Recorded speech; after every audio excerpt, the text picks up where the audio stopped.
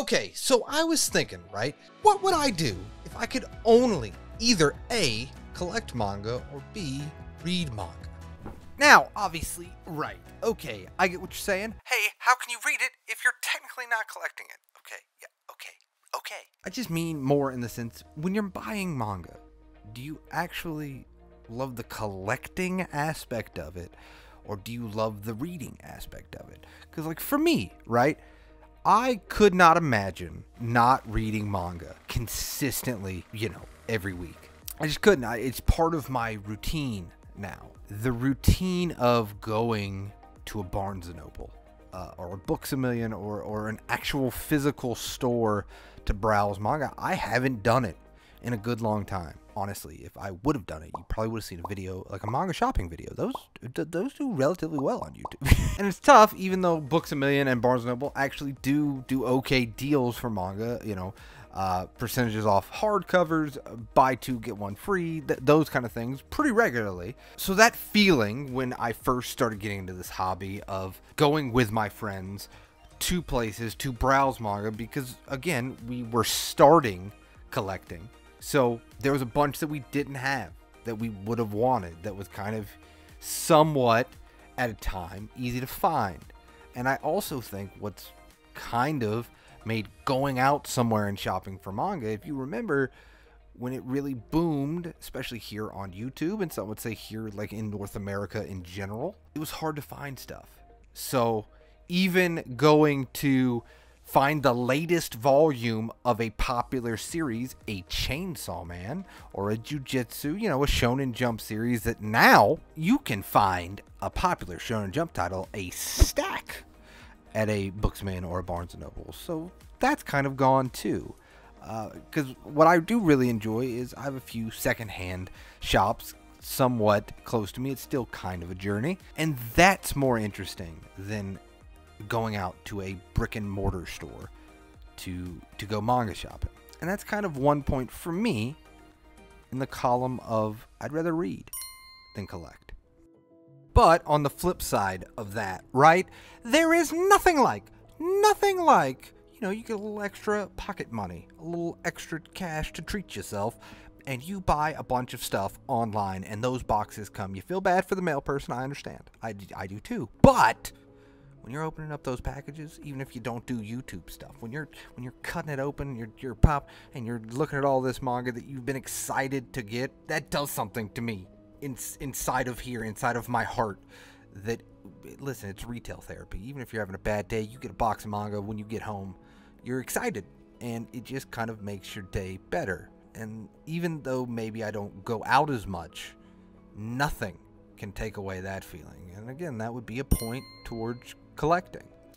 Yeah, I keep my Twix in the fridge because it's cool. It's cookie dough. And yeah, I'm gonna treat myself. I'm also gonna grab this water because, if I'm gonna have a treat, I should at least drink some water. I am getting older. I should take better care of myself. I hear what you're saying. But then you gotta think about it. Then if you just collected and never read, you would never have series that kind of connected with you in probably an unhealthy way. I'm going to be honest. Definitely probably an unhealthy way. I mean, I would know nothing about that, but... But if you just collected and never touched it, right? While it looks great on a shelf, you don't get that story that could really connect with you. And I use One Piece kind of as like a funny example, but I have had stories that I have read that legitimately made me think about choices I've made in my life and kind of how I live my life in a weird kind of way. And if you just let them sit on the shelf and look fun, you miss out on maybe what the creator was trying to say with their work. And I think without question that has to put a point in the reading section. But having a bunch of manga surrounding you, listen, there's no better feeling. When you can just browse it like a library. That was kind of my whole thing when I really got into this hobby. I really just wanted to be able to walk. I need to get taller shelves. I really can't walk. It's more of a crawl thing. To walk and just kind of be like, I'm in the mood for this type of story, or I'm in the mood for this type of, genre and be able to have it at my fingertips to physically touch it. I've done videos about digital, and while I think a lot of things are going to go digital, nothing, at least for me, will replace the I am physically holding this.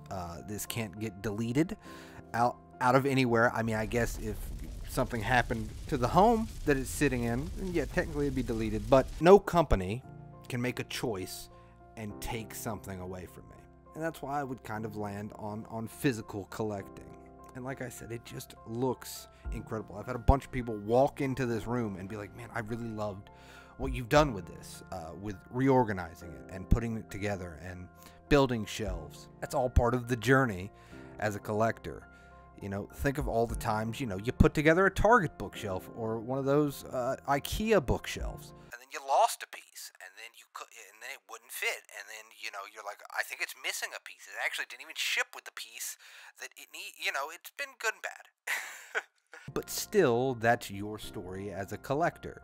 It's all those little things put together, and you can kind of, and that's why I always like this manga room. If you're lucky enough, some people are not, but if you are lucky enough to have a space, regardless if it's a room or a corner in a room, if you're lucky enough to have a space, that is your space. That is your style. That says something about you, that you can express yourself in. And that's what I think, for me at least, collecting is about. While I don't actually love every single volume that I've ever picked up, my collection says something about me. And it's my taste in things, and it's I can be creative and build shelves, or do this, or get this figure, or put these lights around this bookshelf to make it kind of backlit, and do creative things to express my enjoyment of this hobby. And that is why, without a shadow of a doubt, that goes into the collecting pile.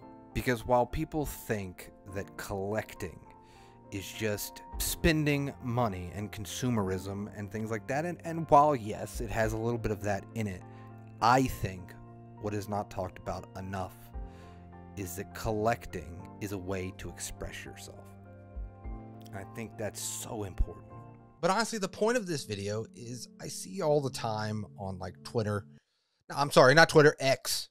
I apologize. Of course. The debate of you collect and you don't read. I've never actually seen it the other way. Like, you read too much, but you don't collect. Here's the thing. It's your, financial stability, and it's your enjoyment of the hobby. No matter what you do with what you collect, as long as you enjoy it and it brings you some type of joy, then it's worth doing. And if you want to collect 3,000 volumes and never read, did you enjoy collecting those 3,000 volumes? Do you have stories, and did you experience something collecting that stuff? Then it's worth it. And if you also want to collect at a very pace where you read everything and then you collect more, that's fantastic. Like, I'm going to end this video just like I began it. It doesn't matter how you enjoy manga as a hobby, as long as you still enjoy it.